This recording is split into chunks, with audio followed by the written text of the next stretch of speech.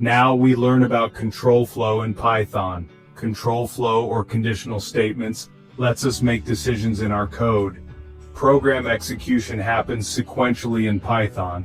The Python interpreter reads a program one line at a time from left to right and top to bottom. The interpreter executes operations and functions in the order that it encounters them. This is called control flow. Python uses if, elif, and else statements for decision making.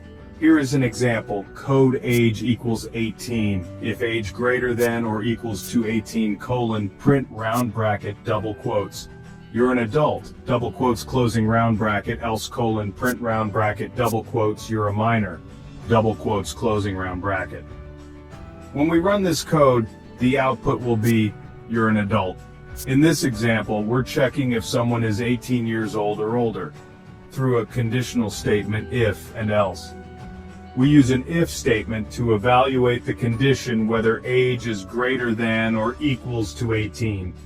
If the condition is true, Python runs the code inside the if block and prints you're an adult. If the condition is false, Python runs the code inside the else block and prints you're a minor.